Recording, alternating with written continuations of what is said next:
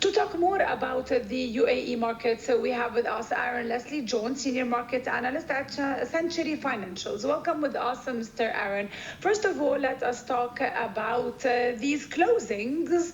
And they have come at the time that we started the corporate earnings season, which ENBD has started. Today, the results came below the expectations. However, how do we explain today the reaction of the movement in the markets at the time that these results are being announced? Or perhaps we are just having a break for the time being and we will go back to recording gains? First of all, thanks Ramda for having me in the show. Again, talking about the UAE corporate earnings, and then talking about the stock market reaction, the market reaction. Let us not forget that right now, even the global markets are actually seeing a pullback.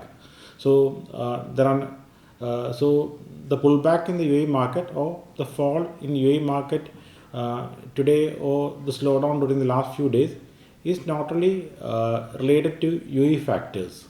Now, what has happened globally is that first thing, China had announced a stimulus measure, but it failed to live up to the expectations of the investors.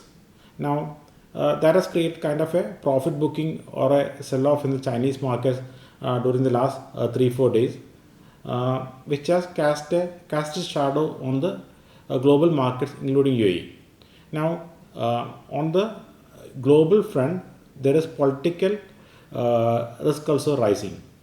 According to the latest polls and according to the odds in the market, Trump is likely to become the president of United States in the number 5 poll. Now, we are just like 3 weeks away from the US presidential elections.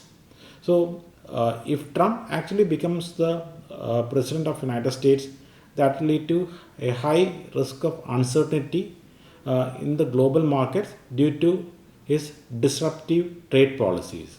Like as you might be already knowing, as the viewers also know it, Trump has proposed very high trade tariffs on China. He has proposed a 20% import duty on all the imports that are coming to United States. So a pretty disruptive trade policy Trump has proposed. So I'm guessing the markets in the UAE also are beginning to take an account of the risk factors associated with that. Now, coming back to UAE, there is absolutely nothing wrong with the fundamentals of UAE. The GDP growth this year is expected to be strong. Next year is expected to be accelerating. The non-oil part of the UAE GDP is also expected to grow at a very good pace this year, and next year it is expected to grow at much higher than 4%. So those companies in the UAE, which are most of which are actually related to the non-oil sector, they are likely to stay strong.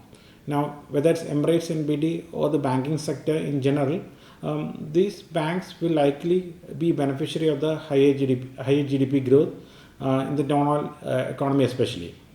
Now, coming back to Deva, even Deva's drop today is likely to be short-lived. Like, as we know, Deva is actually a power utility company, and the energy prices or energy prices across the globe have actually fell, whether it is coal or whether it is other fuel components like natural gas year on year, or even a bit of a crude oil. They've actually declined. So when energy prices decline, that should be positive for a utility company like Deva. So overall, I retain my positive take on EA, but maybe at least until the US presidential election date, I would be circumspect. I'll be trading very carefully in the markets. Thank you so much, Mr. Arun Leslie John, Senior Market Analyst at Century Financials, for being with us.